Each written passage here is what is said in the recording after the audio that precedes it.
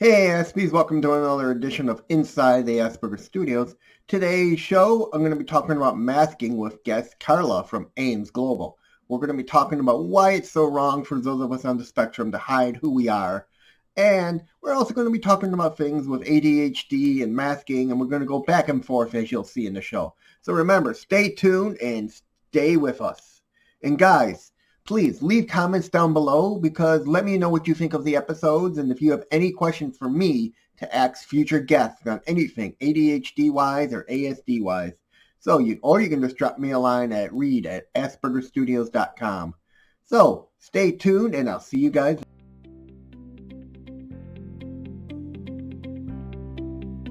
Okay. Hello, Aspies, and welcome to another edition of Inside the Asperger Studio. Today I'm joined with Karla again, and today we're going to be talking about masking in work and in general public. So, Karla, what are your feelings about masking in general? Sure. I've got so many feelings. Thank you for having me again, Reed. Not a problem. I guess with masking in general, for me, it's something that is often used with the autistic population, but also with people diagnosed with ADHD and neurotypical people. I think that like everyone masks at some point in their lives to whether it is to fit in or not to stand out. Those two are quite different and opposites. And the other thing is just to, like, if you learn from your environment, that's something that you naturally do. If you look at kids, how they learn from their peers, and they go to a playground and they see, oh, the kid is going down the slide, this is something I should do. And then you get the one child that's maybe taking the hose pipe and making or wetting his mom with it, and another kid joins him and he does the same thing. So I think it's copying, but it's also masking what you're truly feeling. And I think it's getting done a lot because we're not having these conversations in employment or in jobs per se. Yeah, but I think that it's definitely something that we should speak about. I want to bring up a journal article that I actually just read about, and it's one of the first studies that have been done by Autism CRC, Hmm. and also a new friend of mine. His name is Justin Carrero. He did his PhD in Australia with two universities in Australia, and the paper is called New Insights on Effective Autism Employment Practices.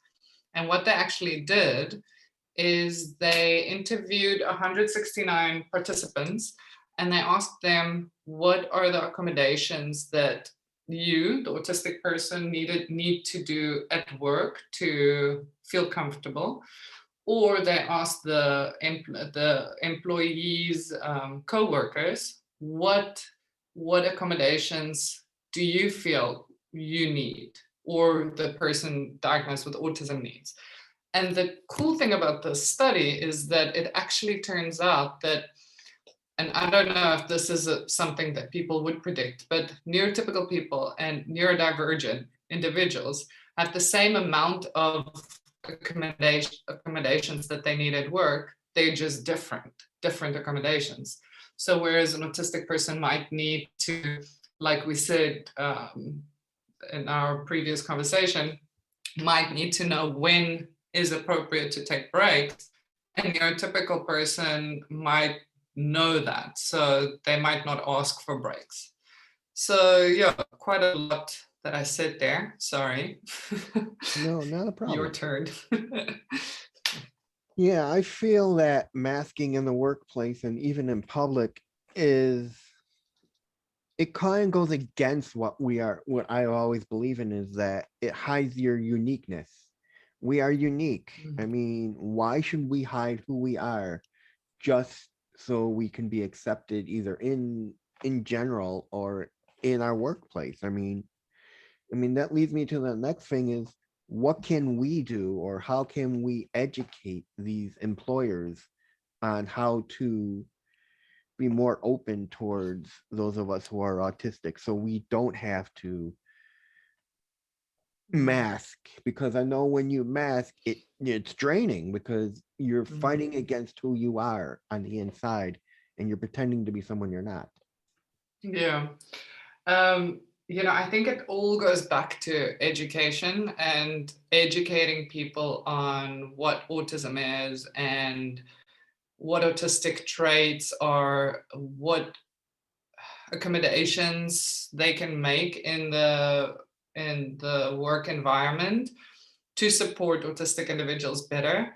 Because I'll tell you a story, right? So, for instance, if you look at somebody that acts different than the norm, it takes the group mentality. So if you look at social psychology, it takes the group a little bit longer to understand, oh, okay, this person is acting different, but what he or she is saying is really, I need to listen to this. So it's because it's anything different is always threatening to a person that is used to going with the norm, understanding group mentality, following people a lot. So it's a bit difficult to know what we need to do, but I think these conversations are important. And I think just the more people have these conversations with people diagnosed with autism, autistic advocates, and reading up about a lot of the literature that autistic advocates or writers are putting out there, and understanding, okay, if he or she is not looking at me, it doesn't mean that they're not interested. That's just a processing issue, or issues with dual processing, or not needing to look at the person. And it doesn't mean that they're not interested in the conversation. So I don't know. It's like it's not that difficult to connect with autistic people. I don't understand a lot of times why people struggle to give that space to autistic people and saying, okay, well, be yourself, because that's actually what I want as a psychologist. Is I want somebody to be 100% themselves, because otherwise you can't truly connect, can you? So No. I know you had said your significant other, he kind of masks in his former job. yes. How was he when he like came home from work? Was he exhausted because of the masking? Yes. So, okay. So, my partner used to be a chef. He was trained as a chef.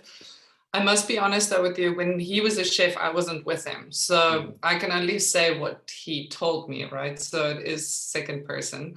But he was exhausted. So he would come home and he would take a shower and fall asleep. So he also explained it as he was always grumpy. He didn't think it was the job, it was maybe external, the external stimuli or the environment that he thought was irritating him or making him feel grumpy. So he didn't actually know that it's him not not wanting, but not, he couldn't be himself in an environment such as working in a kitchen, because you can't Mm. take that 5 minutes of movement break, which is so important. And we spoke about this um, earlier. And or you can't say, listen, this is driving me towards a meltdown because of the sensory input. You're shouting at me, I can smell these different things burning, or whatever happens in a kitchen. And this person might not be smelling great. And when he changed from that environment to the environment where he is now, where he's working at home, it made a massive difference. He was calm, he's calmer now. He's able to understand how to manage his own anxieties better. So yeah, so it's a big difference. Yeah, I mean, you mentioned that external he dealt with external things coming at him. That's almost like sensory overload. I mean, I never knew what that was until one day I was talking with a friend of mine and I explained to him the symptoms I was having. He's like, you have what's called, he's like, you're an Aspie.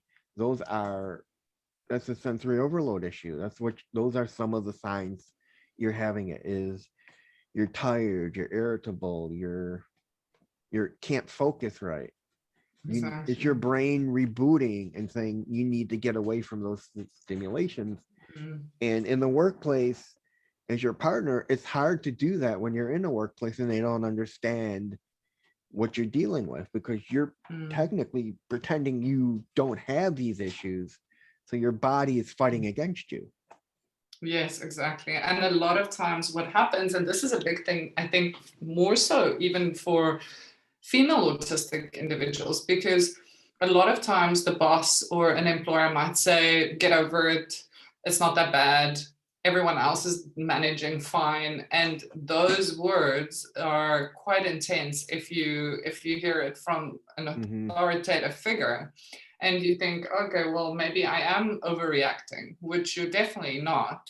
But to hear those kind of things from possibly a young age, it can be detrimental. And that's maybe why females mask a lot more. And that's more prevalent in the female autistic population, that masking is quite, it's definitely evident. And maybe that's why in the autistic world, people don't seem to think females have it, is because of the facts they mask more and they're able to pretend they're not, there's something else. Yes, exactly. So female, women are diagnosed much later generally. And that is definitely one of the reasons, because as females, we learn how to adapt to society and to social norms quite quickly. Where males are, they can be a little bit different, and that's okay. Whereas females, it's like going back to the age-old hunter-gatherer populations, where females are the social beings, and we need to, that is very generalized. So I'm not saying that those are the only two populations, because we do have quite a few different ones. But generally females are diagnosed much later, and that's a shame, because I think they go through, just speaking about my autistic friends, female friends, they go through life thinking that there's something wrong with them for longer, before they're like, okay, wait a minute, actually it's okay.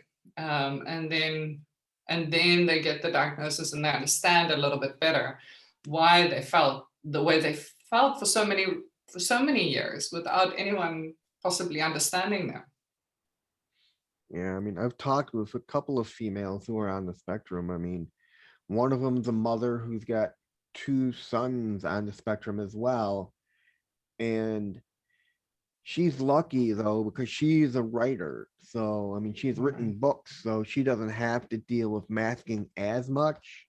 But I'm pretty sure she kind of sees it in her sons, because with them going to school. And then that kind of brings up another issue, is how do we educate the public in acceptance? This is a reason why a lot of us mask in just general, is because we want to be accepted in society, but yet society just cannot accept us. I, Again, it's so difficult for me to answer that question, because for me it's so easy to my partner's on the spectrum, a lot of my friends are, but I think if it's mentioned, and I speak to my partner a lot, and he's perfectly fine for me to say this, but if it's mentioned in a conversation and we speak to friends of ours and he would say, I'm autistic, people kind of like, oh wait, I didn't know that, and there's like this awkward moment, which I think it's just, I honestly think that is going to change. I think that it has already changed a lot from when I started in the field. It was 16 years ago or something. It was very different. You hear autism and then you immediately think, okay, this child's definitely in a special needs school and he's got support, and now it's more of an everyday thing. Most people know what autism is, at least the basics, right? So I think, again, I think it's just things like this, like a conversation, an open and honest conversation without any judgment, from my side and from your side, I know, because you're very respectful. But just saying, listen, this is not okay with me. These are the things that's not okay with me, and just kind of, or with you and me, and understanding each other a bit more. I wouldn't say that I'm neurotypical, but I can relate to neurotypical people well. And I think that it really is just educating. It's just having conversations, letting them know to watch a specific video, perhaps. I mean, my friends all know what autism is because I speak about it nonstop. That's probably the only thing I speak about. Um, but it's those kind of things. It's listening and it's forwarding possibly like a good series that you've watched, or Love on the Spectrum. I mean, that was the cutest series that I watched. That's actually something that I would tell more people, suggest for more people to watch, just so that they can see the anxiety that people, and this happens with all of us, but the anxiety that you have when you go on dates, and it's from an autistic person's perspective, which I think is really cute. That was a good series. I hope they make another series of that. On the side note, they are actually making another series, and it will be in the US. Oh, that's cool. I didn't know that. My life coach, who is, they help those, they're actually doing what you're doing.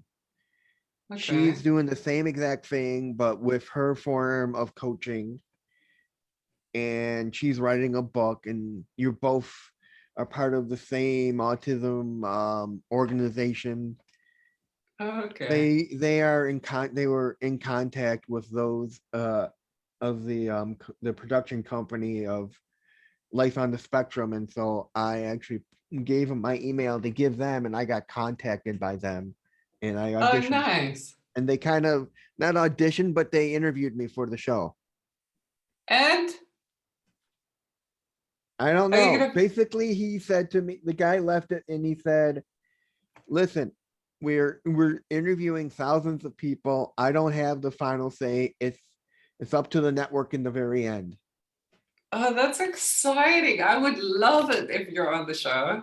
I would love Definitely it root too, but for I it. think I think I'm very borderline from what they want, unless they want to go somewhere different and want somebody who's like me, who's borderline, who's able to live on his own Mm. and be on the spectrum and deal with life. I mean, I would have to fly out there to LA or wherever, or New York, wherever they're going to film for the duration of the show. Oh, wow. That would be so fun, though. It would. That would be awesome. Then it's definitely my favorite show. If I Yeah. know somebody on it, imagine. There's that. There's also Atypical too. Yes, yeah, I've seen that. Yeah, there's quite a few now. I mean, and this, in general, I think the more people watch shows, and I actually watched a YouTube video yesterday of, I wish I can remember her name now, but oh, it's category other. That's what she goes under on YouTube. Hmm. And she, I don't know her real name though, but she did a video on the representation of autism in the media, and she just went through all the different shows, and she was talking about Sheldon Cooper, and some of the other ones, and saying like which ones were good and which ones were bad, which was quite interesting to me as well, I because I mean, think, there's yeah, the Good Doctor too, yes, yeah, he supposed to be was, on the spectrum. yeah, that was a good show too, but that was one of the ones that I think she said wasn't a very true representation. um, because I think her thing was that she wanted to push for more autistic actors, like actually autistic Yes, actors. I mean that's gonna be a big show. I plan to do. I mean, maybe we can talk about that too next Mm. time. But just how media misrepresent us all the time. Mm, I mean, you yeah, think definitely. about it. You look at that whole controversy with Sia Yeah. and using her friend to represent somebody who's on the spectrum and who's not even on the spectrum. Mm. I think, yeah, I mean, I didn't read too much into it, up on it, but I caught the end of it, and I know that it was, a lot of advocates were quite angry about it, and obviously not just advocates, but everyone else. So yeah, I do think that it is going to become more and more evident that people are upset, which is, I think, a good thing. I think the way that you translate your message needs to be coherent and not angry. I don't think people are going to listen to people shouting at them, even if the person shouting is right. You know, this is very tricky. It's a tricky subject because there are a few people that I know that are autistic that would do a certain therapy, and they're getting kind of bullied by the, you know, some of the other advocates because they're doing this type of therapy. So it's like, I don't know. I think that you can change the world by, or change people's mindsets by having a conversation like Yeah, this. But I think if you're going to start a war, there will be casualties on both sides, which yeah, of is not course. something that you want, right? No. So I don't know. I'm a little bit scared to fall into the traps of becoming like part of the shouting match. And I would rather just focus on the positives and moving people towards that, because people get scared if they get shouted at, they get scared, so they either fight back or they flee, and in those two reactions you don't, or they freeze, and those, either any of those reactions you don't really want. You want them to listen, right? So now how do you get people to listen is you pause and you dissect, and then you come up with a good argument against it, which I think a lot of the advocates are doing, which is good. I And mean, I those are the know, conversations. I know Yeah. Dan was part of that whole thing Mm, because I know he did a two-part YouTube video on that whole thing yes, about yeah. her doing that and then her apology afterwards. Yes. I didn't see the apology actually. I didn't see the But what I second do part. know is there are more and more advocates coming out. If you look up, I Yes. guarantee you, if you look up YouTube, on YouTube, you look up autism or Asperger's, there are more and more people who are basically coming out and just talking about what it's like to be on the spectrum, Mm, who aren't hiding who they are, who are proud of who they are, and want people to know, hey, we are people too. yes, exactly. And also just that, you know, like sometimes I'm like, oh, that's a bit too much. But then really listen to the message that the advocates are saying, and it makes sense, you know. There was another video, because I know the latest controversy is Mark Rober, I think, Yeah, yeah, that whole thing where he's doing Color the Spectrum and he's raising money, which I think is a beautiful thing. And I really loved this video of his son. And he was raising money for Next for Autism, which I know nothing about. So I did read up about them, and I read their not apology. They didn't do an apology, but they just did like a press release on who they are and who they support. And I tend to believe what they're saying, and I don't know anything about their past, so I can't comment on that. But you know, that whole thing is also another. It it is becoming a debate where it's not. Sorry, it's moving from a debate to something else, which I don't know if that's going to be like towards a war. But there was a very good video of the Aspian girl, and she said that she just paused this video every now and then. So she watched it, and then she paused it with her reaction, and she just said, "Stop saying person with autism, it's autistic person." And then she would say, because he would say, "Yeah, they're true heroes because of these reasons. They're not going to be like, um, you know, whatever." I don't know what he said in the video about, like, oh, he said, you're not looking at like rocket science or something like that. And she was angry about it, and rightfully so. You know, you can't say, oh, autistic people are these superheroes, but you're dividing them from neurotypicals, because we're all people, like you say, we're all the true. We're all same. people. Can It's just so it's we the should, way we process our information. I exactly. mean, I knew nothing about sensory overload until my friend told me, and then I looked into it, and it said it's more prominent with those who have autism. Mm, So Yeah, but like you said, we're all people. I mean, you can't divide us one way or another. We're all Yeah. human beings. We just all Mm. process our information differently. Exactly. And some people too fast, some people a little bit slower, but they process it differently.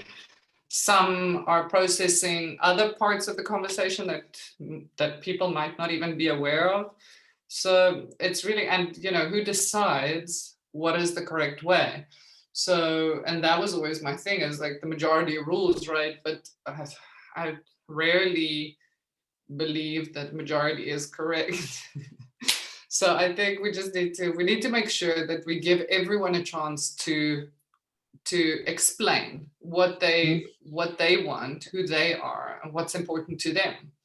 Because if it's important for you to have a high paying salary, then yes, you would need to work on these skills. If it's important for you to stay at home and have a more relaxed job, maybe not so high paying, but it's more relaxed, then that's also fine. But then you need to know that you need to adhere to these kind of or you have to be able to do these skills, and you also need to know that you might not receive the same amount of payment, which, I mean, for me, yeah. working from home is fine. Yeah, I Because mean, I would rather. I Mhm. When I was in the workforce, it was all right, but there were times where I wish I could have done the job from home. I mean, my very first job, I felt I didn't have to mask because it was a very narrow, divergent place of employment, because we had everybody. We had transgendered, we Mm, had people of all different races, people of all different religions. So it was just a mixed bunch, and I worked mm, for an ISP, so I felt comfortable. But the part where I didn't was the fact that I would work like 12 hours sometimes, yeah. and I would be coming home from like downtown in at midnight, and my parents would be worried sick. If I could do that Mm, job now, I mean, nowadays people are doing like your partner, he's doing customer service from home. More and more mm. companies are doing that, where their employees are home dealing with everything. Yeah, exactly. And there's no reason for, I mean, just the reasons that he gave me for working from home, and it's so much better because there's no people looking at you, people bumping into you, the smells, the lights. He's in control of everything here. There's no external person that's in control of it. So for him, it's a lot better to work from home. And I think most people, it is better. I was having a conversation with a group of organizations, like head of organizations called NeuroWorks, and they were saying that they do a hybrid program where 50%, I think, or 30% of the work time it's at home, and then the rest of it is in the office because they feel like they still want to have that social interaction. Yeah, But I feel like that might work for some, not but others. for others not really. Like I I believe the people that I know that are autistic, they would rather choose their own social interaction time periods, like, okay, Yeah, I on a mean, Friday night, that's it. You know. I kind of get that. I mean, with those on the spectrum, working from home is a lot easier. I mean, especially if you have more than just autism. If you have ADHD like you, it makes your life so much Yeah. easier. And like your Mm, partner, you don't have to worry about all these other things. You have control of your entire environment, which makes life a lot easier yes. on you. I wish Exactly. Yes.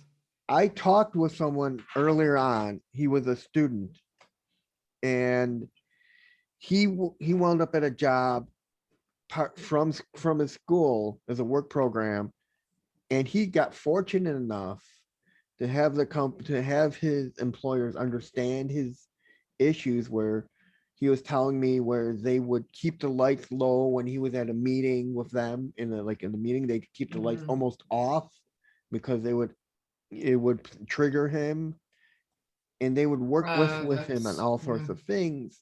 So it made it so he didn't have to mask. I wish there were more Mm, companies like that exactly. that said, Yes. "Hey, I'm willing to work with you to make your life more Mm. easier if I can understand everything you're dealing with." It's really not, and this is what I said to a few of the companies when I worked on accommodations in the workplace in South Africa, but it's not that difficult. It's not major accommodations. Like you No. said, it's a light to be dimmed. It's an explanation after you say it in a group environment to have it on visual as well. So not to, I mean, I remember when I had two schools in South Africa, and one of the teachers that worked there, she's autistic, and she told me, she said, I love your sense of humor, Karla, but I bounce a lot, so I go from one topic to another. Hmm. And she said, I love your sense of humor, but can you maybe just keep the jokes a little bit out of the meeting? Because I would say something important and then I would make a joke about like what I did over the weekend or what's going to happen, or something funny that I read. And she said it's very confusing because my mind is busy now processing the information that's important, and I'm like staggering it, basically saying, okay, Mondays I have to come earlier, Tuesday it's art day, Wednesday is this, and then a joke kind of throws it off. And I Mm. completely understood. I was like, okay, yo, that makes sense, I'm sorry. um, and it's not my personality to not make jokes because I always try and keep it a little bit light, but and it's not that difficult. I mean, it's just like, okay, I know, and it makes me a better manager as well, because now I know I need to get through these 10 things in the meeting, and then the last 5 minutes we can chat about whatever, because then the teacher also felt, okay, that's done, now I can socialize or I can leave the room if I want to, which was her choice. So it's like simple things. I do have a question I do want to ask you. Do you have Mm. a hard time, like when you're learning something new, do you have a hard time retaining that information? It depends on if I'm interested in it and motivated. So I'll give an example of Portuguese. So, so I've never been really good in languages, but I was highly motivated when I got to Portugal to learn Portuguese. So I was probably, I was a very good student in the beginning. I would come home and I would do my homework. I went to class 3 times a week and I would come home and I did extra apps, language apps and everything, and I was really good. And my retainment was amazing. And then I lost motivation. Mm. I got busy with work, and I didn't see the point because I started making friends with a lot of expats. So I started speaking English more. Um, and just like that, my retainment also, I wasn't retaining anything. I'm not retaining anything. So I think, like most people, it depends on motivation and if you're interested in it. Um, yes, yeah, because otherwise I don't retain. I can have a conversation with somebody today and tomorrow I'll forget about it because I wasn't interested in it. So I Hmm. don't know if that answers your question. Yeah, it does. Because I ask because I don't remember anything I learned when I went for my master's. Oh yes, yeah, I school as wish I well. Do you remember and anything from high school? only like what I a little bit of what my general education my science teacher taught us. I mean, he had I Mm. remember his name. I remember the quote he used to tell us, which is you don't know what you know unless you know it all, or something like that. It sounds like a song, like a hip hop You don't song. know what you know. You don't know what you know. um, Yeah. no, I don't. Yeah, I don't think I remember a lot of. You know what? Actually, I do remember some of my psych classes in the States, but it was the ones that I didn't get like 90 to 100%, but I really understood what the professor was talking about. So I remember his name. I remember, where he was. I remember what he said in class. But again, I was just super interested, and his personality really got me because it was different. So I think I gravitate towards information and people that are interesting and different. I mean, like for the life of me, I can't even remember what I did yesterday. I was probably just working, but See, what's funny is it's I can more, remember yeah, some small things that I've been told that happened to me when I was younger, but I don't remember them per se. I mean, I remember yeah, stories of my parents telling me, "Oh, you used to take apart your father's tools to see how they work," or yeah. that I was stuck in the car wash with my mother when I was younger, and that I pulled off my grandfather's rearview mirror, and then the whole story of how it happened, and I remember all that, but I remember little things here and there, but Mm. nothing of importance. This and another interesting phenomena that I sometimes think about is I notice small details. So I'll walk around and I'll notice if there's a new flower or when the Mhm. flowers bloom and when the flowers go, close up. But I sometimes forget, and this is going to sound funny, but when I traveled a lot, this was a problem. I'll wake up and I'll be like, oh, which country am I in? Now, not so much. Because with the lockdown I haven't traveled a lot. Or I'll walk around, I'll be like, oh, where am I, or what day is it? I'll forget the holistic whole, but the Mhm. smaller details I zone into. So I wonder, I don't know if that's part of ADHD or just the personality trait.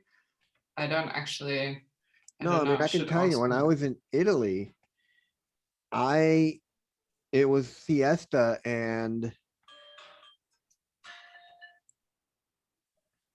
I was hungry and nothing was really open. So I was walking around trying to find a shop Yeah. and I found this little sandwich shop. And then when I finished eating, I turned around to go back and I'm like, wait a minute, how do I get back to my hotel? Oh I yes, didn't, where am I? I kept trying to say, okay, as I'm walking, I'm like, okay, I'm gonna look at the street signs and look at the buildings and try to memorize the buildings on. I know where I'm at, but when it came time, Yeah. I couldn't figure it out. I literally had to talk to someone in a restaurant, talk to somebody, and finally, I wound up going to a little police station inside the train station. And I Oh had to wow. ask the guy behind the window. He said he didn't speak English. I'm like, I just showed him my map. I'm like, is this the road that gets me back to my hotel? And he just Mm. nodded yes. Oh, that's Because the lucky though that you got the map there. yeah, and because the only person that spoke English was busy with, I guess, some tourists, and I just didn't want to wait around. It was getting dark. Mm. That's good though that you got back there. I remember my brother actually phoned me when he was in New York, one of the first times. I think it was the second time maybe that he went to New York, and he phoned me and he's like, Karla, I have no idea where I am. I don't know where my hotel is. I don't know how to get back. I don't know what the name is. I'm like, Hank, okay, wait, let's just take it easy. We'll be able to figure this out. Let's go into your receipts. And we had to figure it out like that because, New York is just so, he's also Busy. got ADHD. And, he was probably just went on the road and just with all the lights and the sounds and the people, just kind of lost track of everything. So Yeah. that's an important lesson to learn at a young age, I guess, is to keep track some other way because your mind is so busy, and it wanders. So that today's world is so easy though. It's easy for Mhm. us to find our way back with GPS thing, thankfully. But in the past, I think that would have been quite scary. Like especially when you're in Italy, like Yes. not knowing the language. Italy Like, was scary. I think in Spain, I almost got lost, but fortunately, when we got back from our, I got back from my tour. I turned to my tour guide. I'm like, "Oh, where's my hotel?" She's like, just follow that road, and it'll take you right to your hotel. oh, that's good. Yeah. Spain is also a little bit busy. I was there. I've never been to Italy. I should go. Spain. Barcelona was beautiful. Oh, I've never been. I've only been to the south more, but Valencia. I stayed in Valencia for only for a month, but it was amazing. I'm really close to Spain now. I should just hop Well, I'd love to over. come visit you though. Let's see. Yes, you should come visit. Well, we're in Portugal, close to Ericeira, which is a nice little beach town. And then you're probably going to stay here for a while, not moving. It's just cold in the winters, but it's good. It's nice. Definitely hop over. But I think your topic, we should actually, there's a lot of validity in, not validity, importance in the two topics, like speaking about employment, autism and employment, and autism and relationships is something else, and that I mean, those two things. masking in a relationship is a huge thing. I mean, Yes, would you exactly. consider that almost lying to your partner because you're pretending you're not who you are? Yes, and I think this is something, and maybe you can even have a conversation at some point with Steph, because that's my partner, and this is something that he had to do for many years, is to mask who he was, because people just don't get it. Like, they don't understand that when he says something, he's being truthful, and it might sound like he's being rude or something, but Yes. you asked him, he gave you the answer. Now be prepared to get the answer. The way, I mean, the way my mother always put it is, we only see black or white. We don't see that middle line. And my mom can tell you stories about how we could be at a party, a family party, and they can be telling a story to somebody, and they would get a part of it wrong. And I literally would stop them in the middle of the party, in the middle of their conversation, saying, "You're wrong. It was this way." And my parents would just look at me. And then later I would be Yes. like, they'd yell at me like, "Why did you do that? You embarrassed me." Because Yeah, they but don't understand that that's how my you mom have was. to. Yeah, you have to. Like, this is something, I would say something, and I'm actually going to have a few talks with a friend of mine who's autistic, and she's amazing. She's been on TED Talks, and she wants to talk about relationships. And, I'll message her and I'll say, dude, this is what happened. What's going on here? And she's like, no, it's just because, and she'll give me the reasons. And, one of the things that I told her was that if, for instance, like, let's say I ask, okay, well, do I look good? And the answer is no, you do not. I need to be able to get that feedback. So, and to understand that it doesn't come from a bad perspective or bad point of view. It really comes just from that honesty. Like, sometimes I'll have a discussion with Steph, and I'll say something like, oh yeah, 1 out of 47 people are on the spectrum. And he's like, wait a minute. And he'll do the research. He's like, no, actually, that's unofficially. And officially, it's 1 out of 56. And I'm like, okay, well, whatever. Like, I was just speaking. But that's how we learn from each other. And that's what I really respect from him, and to do the research, to be honest, to be truthful. Because the amount of times that I have to lie to people and say, no, I'm not tired, definitely let's go and do this conference or whatever. Imagine I could just say, no, I'm actually tired. I don't want to do this. And we should be able to do this. So there's so much that I feel that we can learn from, generally just from autistic people. So I mean, that's I what I think think is. another reason I think people mask in the workplace is because they're afraid they're not going to fit in. It's not just that their employers aren't going to accept them. It's the fact that they're not going to be accepted by their own peers. Yes, exactly. And that's something that is slowly changing, but it is going to take a bit longer, because change always happens so slow. But I think the more these kind of conversations are happening, and the more we share what we feel and how we can work together and how we can learn from each other, I think that is definitely an important movement towards more of an awareness and acceptance, more so. understanding and respect. Yes. It's all of those big things. It's not just, oh, okay, I know what autism is. It's do you speak the language that autistic people want to hear? Don't.